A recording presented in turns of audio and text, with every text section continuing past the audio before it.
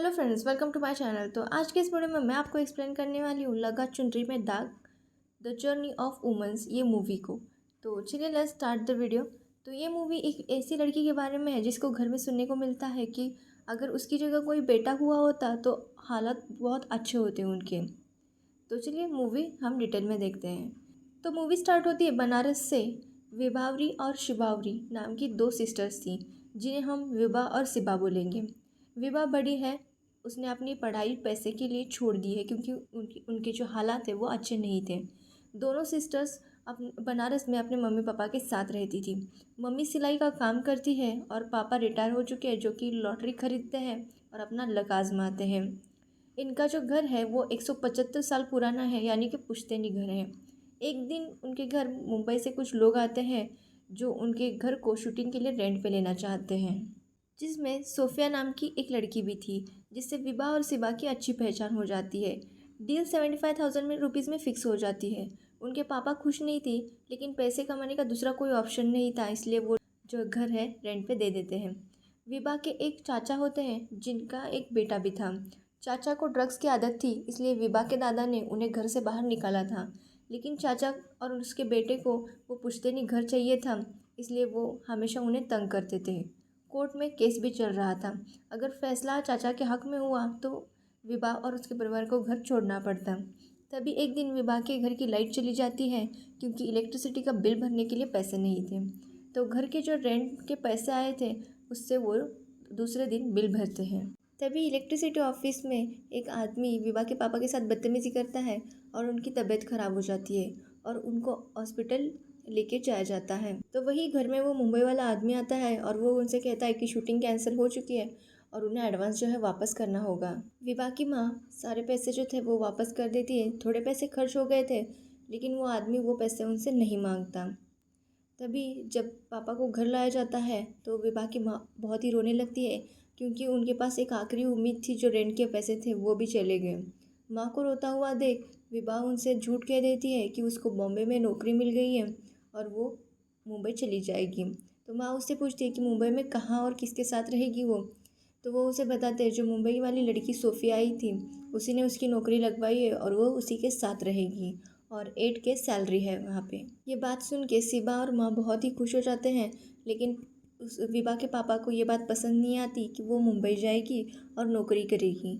लेकिन घर वालों की मुसीबत दूर करने के लिए विभा सोचती है कि वो ये रिस्क ले लेगी और वो मुंबई चली जाएगी। वो जब मुंबई आती है तो वो सोफिया के घर चली जाती है। सोफिया उसे छोटे मोटे जॉब दिलाती है, जैसे कि पार्लर में क्लीनिंग करना, सेल्स गर्ल का। लेकिन विभा को निकाला जाता है क्योंकि उसके पास कोई भी क्वालिफिकेशन नहीं था। वो सिर्फ 10th पास थी और उसके पास कोई कंप्यूटर का कोर्स भी नहीं था, ना ही उसे इंग्लिश बोलनी आती थी। इसकी वजह से उसको हर जॉब से निकाला जाता था। सोफिया का एक नेबर होता है करण, जिसकी और विभा की फ्रेंडशिप हो जाती है। वो उसे जॉब ढूंढने में हेल्प करता है, लेकिन विभा की लो क्वालिफिकेशन की वजह से उसे कोई जॉब नहीं मिलता। कुछ दिनों बाद सोफिया विभा से कहती है कि उसकी रूममेट वापस आ रही है और उसे उसकी रूम छोड़नी होगी। तो विभा जो है करण के ऑफिस जाती है और उसे रिक्वेस्ट करती है जॉब के लिए। जब वो बात कर रही थी तभी करण का बॉस वहाँ पे आता है और वो विभा को अपने केबिन में लेके जाता है। विभा की क्वालिफिकेशंस लो थी, लेकिन बॉस उसे कहता है कि वो उसे फिर भी जॉब दे देगा अगर वो उसके साथ वन नाइट स्टैंड करे तो। ये बात सुन के विभा शॉक हो जाती है और वो घर रिटर्न आने का सोचती है। जब वो घर कॉल करती है तब पता चलता है कि उसके पापा को फिर से हॉस्पिटल ले गए हैं और उनके पास इलाज के लिए पैसे नहीं है।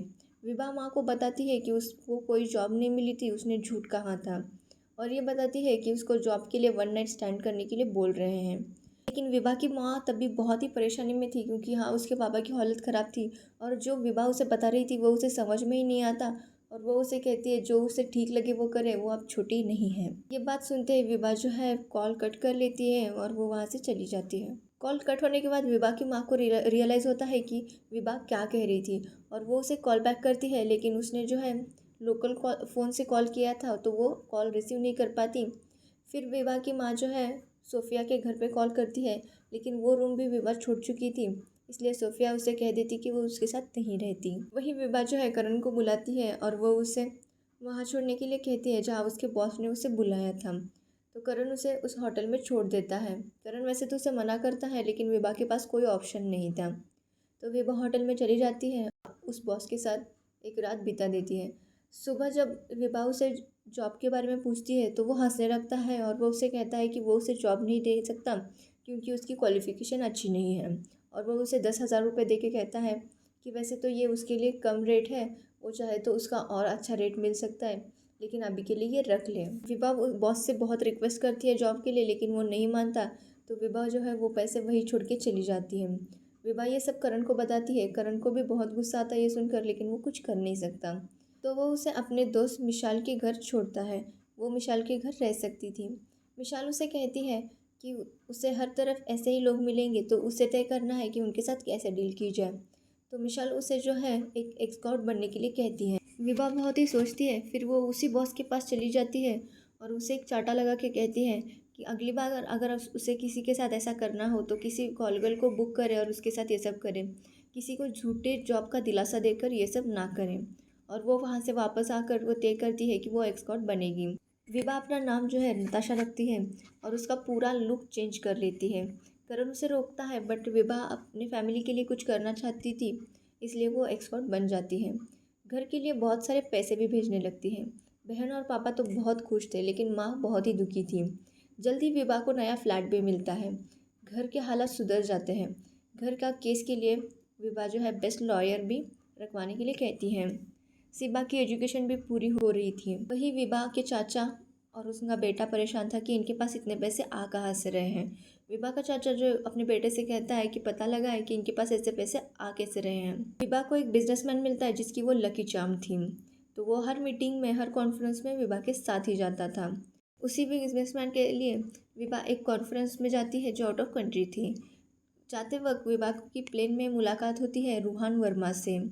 दोनों में अच्छी कन्वर्सेशन होती है। कॉन्फ्रेंस में जाकर विभा को पता चलता है कि रूहान वर्मा ही ट्रेडमार्क्स और पेटेंट का इंडियन रिप्रेजेंटेटिव है और वो विभा को लाइक करने लगा था।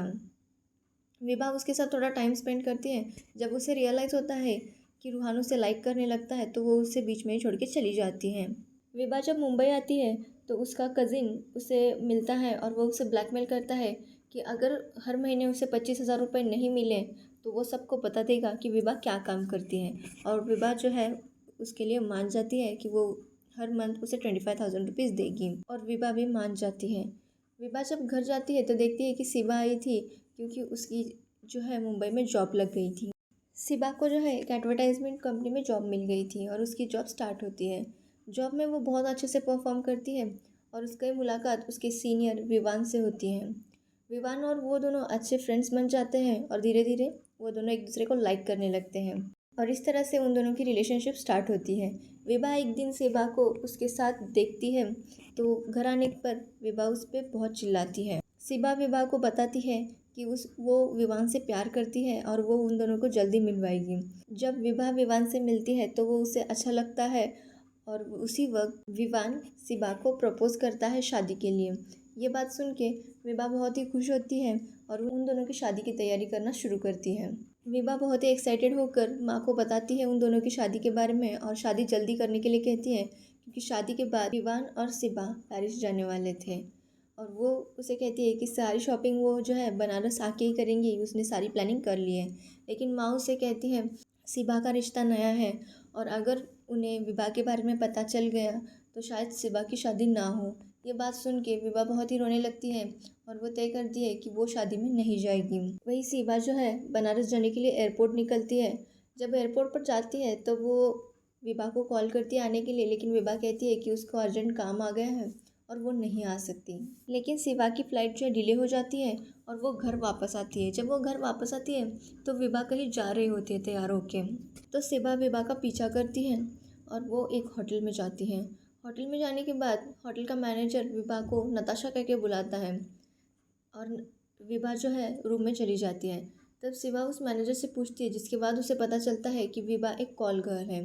सिबा को जो है कॉल गर्ल बिल्कुल पसंद नहीं थी। उसे ऐसा लगता था ऐसी कौन सी मजबूरी होती है लड़कियों की जो वो ये काम करती है। लेकिन जब वो अपनी बहन को इस रूप में देखती है तो वो बहुत ही शॉक हो जाती है और बहुत ही रोने लगती है। जब विभा वापस आती है होटल से बाहर तब सिबा उसे देखती है और वो वहाँ से भाग जाती है। विभा भी उसके पीछे आती है और उसे लगता है कि सिबा जो है उससे नाराज़ होगी, लेकिन सिबा दुखी थी लेकिन विभा से नाराज़ नहीं थी। वो उससे माफ़ी मांगती है कि वो समझ नहीं पाई अपनी बहन का दर्द और आज तक उसे पता ही नहीं चला कि विभा किस दर्द से गुजर रही है। लेकिन शिवा उसे कहती है कि अब वो यहाँ पे नहीं रहेगी और वो भी उसके साथ वापस आएगी। विभा जो है शिवा को मना नहीं कर पाती और शादी के लिए वो वापस बनारस आ जाते हैं। घर आने के बाद सब लोग बहुत ही खुश होते हैं, लेकिन माँ को थोड़ी सी टेंशन होती है कि शायद इसकी वजह से शादी ना टूट जाए। वहाँ पर भी जो है विभा का भाई उसे ब्लैकमेल कर रहा था केस वापस लेने के लिए और विभा मान जाती है। दूसरे दिन जो है लड़के वाले भी घर आते हैं और तब विभा को पता चलता है कि विवान का बड़ा भाई भी है जिसका नाम रूहान है, रूहान वर्मा, जिससे वो कॉन्फ्रेंस में मिली थी। रूहान भी विभा को देख के बहुत खुश हो जाता है। विवान और रूहान की दादी भी उनके साथ आई थी और शादी की तैयारियां शुरू हो जाती हैं। शादी की तैयारियों के बीच में रूहान जो है विभा को लाइक करने लगता है और वो उसे बताता है कि वो उससे प्यार करता है और वो उससे शादी करना चाहता है। लेकिन विभा उसे कुछ नहीं बताती और वो उसे कहती है कि वो उसका रीज़न नहीं बता सकती कि वो क्यों ना कह रही है। वो रूम में जाके माँ और शिवा को भी बताती है कि उसके लिए एक रिश्ता आया है और वो रिश्ता रूहान का है। तब शिवा उसे कहती है कि आज तक उसने घर के लिए बहुत सारी कुर्बानियाँ दी हैं और उसे अब शिवा के बारे में ना सोचते हुए अपने रिश्ते के बारे में सोचना चाहिए। मतलब विभा को ये डर होता है कि अगर उसने रूहान को बता दिया कि वो एक कॉल गर्ल है तो शायद शिवा की भी शादी टूट जाए। लेकिन शिवा उसे कहती है कि वो उसके बारे में ना सोच के रूहान को सब सच बता दे, आगे जो होगा वो देखा जाएगा।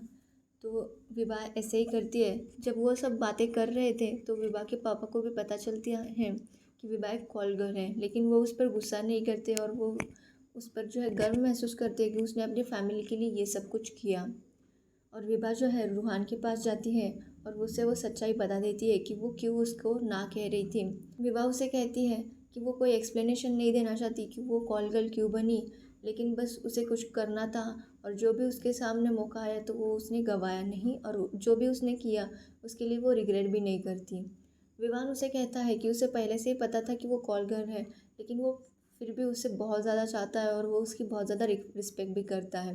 ये बात सुन के वो बहुत ही खुश हो जाती है और चुपके से विवान और शिवा भी ये बातें सुन रही थी और वो उसे कहती है कि हाँ कर दे शादी के लिए।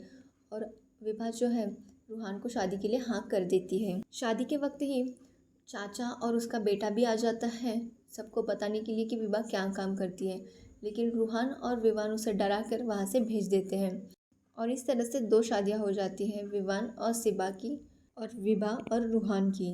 तो यहीं पर जो है ये मूवी ख़त्म हो जाती है। आपको ये स्टोरी कैसी लगी या हमें कमेंट सेक्शन में ज़रूर बताना और हम ऐसे ही स्टोरीज लाते रहेंगे, तो इसके लिए हमारे चैनल को सब्सक्राइब ज़रूर करना।